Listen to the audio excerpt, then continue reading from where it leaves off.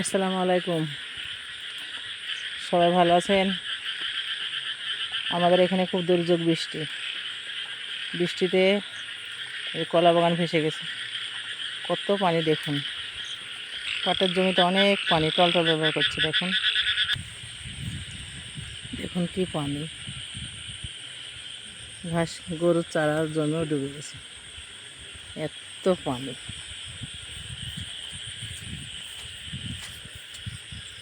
অনেক দিন ধরে বৃষ্টি, আর তারপরে যে রাস্তায় দেখুন কি থই থই পানি। উপায় নাই, চাষিদের আজ হাটবার, আজ পটল মরিচ তোলার ডেট, তুলতেই হবে।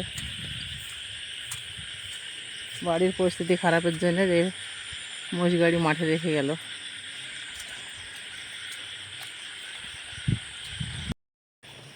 দুপাশে কলা বাগান, সব কলা বাগানের জমিতে পানি, পাটের জমিতে পানি, পটলের জমিতে পানি।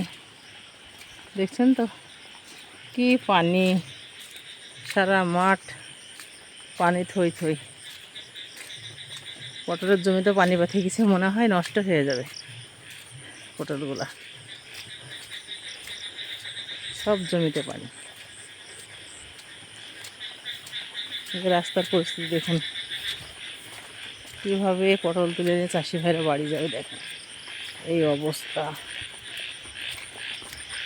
দেখুন আমাদের এখানে কলার আবাদ বেশি, পটলের আবাদ বেশি, সবজি বেশি তৈরি করে এদেশের লোক। এই দেখুন দেখুন পটলের জমির কী অবস্থা। এই দেখুন বৃষ্টি মোড়ে এসে অনেক পটল তুলে ফেলেছে, জমিতে পটল তোলা চলছে।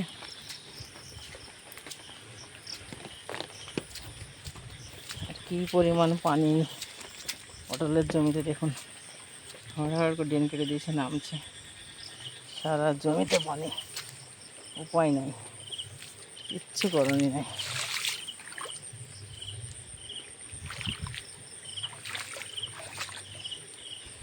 কি পরিমাণ পানি, এটা আমাদের জমি, পটল তুলতে আসলাম,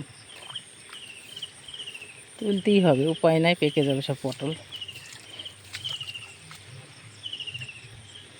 দেখুন কত সুন্দর হয়ে পটল ধরে আছে, এই পটলগুলো না তুললে তো পেকে যাবে। দেখুন পটলের জমিতে কত থই থই পানি, পটল তোলা হয়ে গেছে।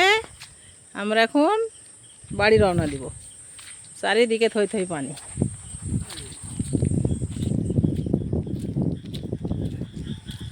আমাদের পটল তুলি বস্তা প্যাক করি, সাইকেল সাজানো হয়ে গেছে, এখন হাঁটা ধরবে। এই যে 2 বস্তা পটল হলো।